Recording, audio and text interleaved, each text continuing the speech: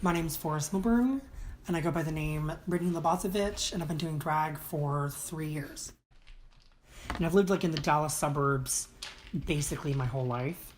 I've been an editor at my college newspaper for, I guess, all years of college. I've interned at the Austin American Statesman, the San Antonio Express News, the Dallas Morning News, the Houston Chronicle, the Texas Observer. I'm going to be at the Texas Tribune next semester. I had a professor tell me hey, she saw my pic. I was showing the class my pictures and stuff. She was like, "You look great," and she was like, but she was she kind of took me under her wing. She was like, "You're very good," and she was like, "I don't want your future to kind of be limited because job hunters or at a newspaper find your pictures and it's a small town paper or something, and they're like, yeah, we can't do that." She was basically telling me don't be so fucking gay, but she was right.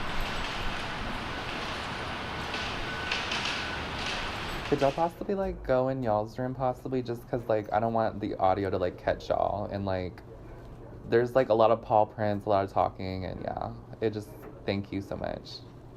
Okay, bye. Diva. My name is Mason, but some people know me as May Magdalene. I am a Gemini, June 6, 1996. The first time I did drag was at the Austin International Drag Festival. It was in May of 2016.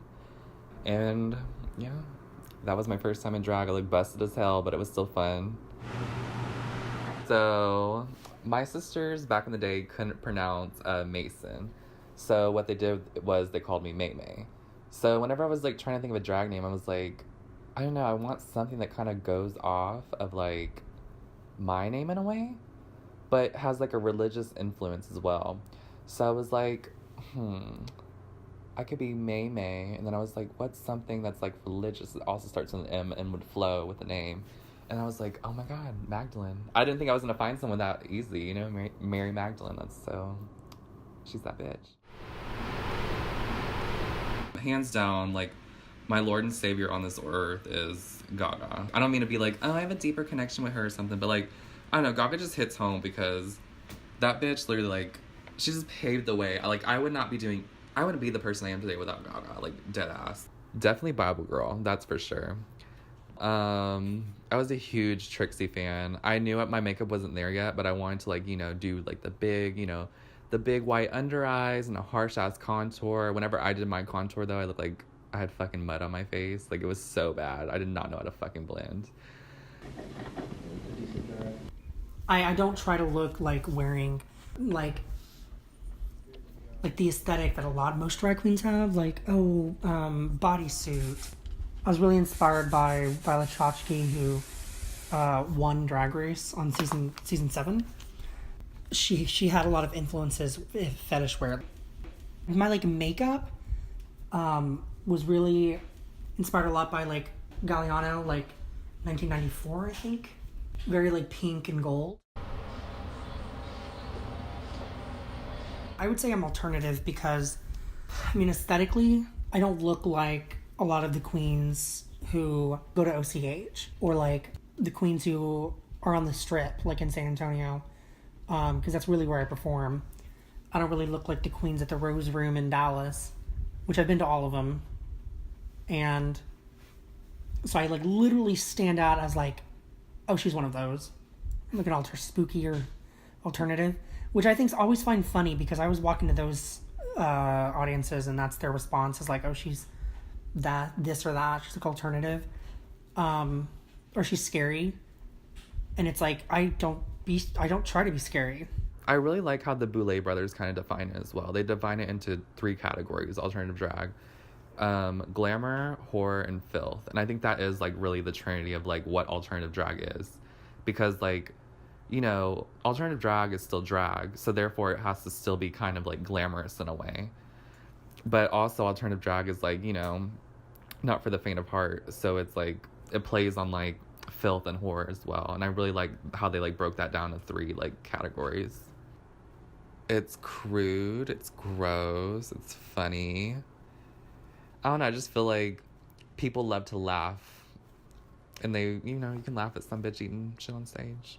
I mean, there's not many, like, people that are booking alternative girls in a way. So I think they should book us so we can get that money that we deserve. I have a loyalty to Miss Taint, honestly. Like, she'll always have a place in my heart. She gives these girls that are newer, she gives them a chance to, like, be in a real show. Being, like, kind of a filthy bitch, I'm like, did I take it too far when I was drinking shit water out of an enema? Whenever I'm in a Miss Taint show, I don't think about that. Because it's like, this crowd is fucking sickos and they love this shit. Growing up, never thought that I'd have, like, any gay friends at all. And it just means a lot to, I don't know, just have people that are around me that are, like, they really are a second family. This is, like, a new chapter in my life, and it's like I literally have a whole new family. You know what I mean? I don't know, it means a lot because, oh, fuck, I didn't want to cry, but, like, I'm crying. No, I'm good.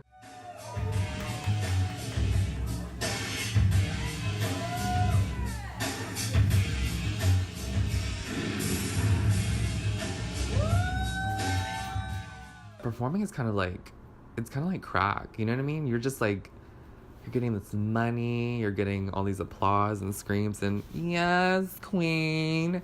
It's just like, it's cute. Forrest and Brittany are very different. And so, like, Forrest is definitely my identity. And there are, like, a lot of things, you know, Brittany can do that Forrest kind of can't.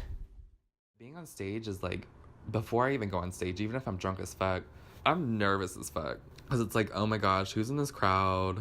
What are they gonna think? It's so stressful.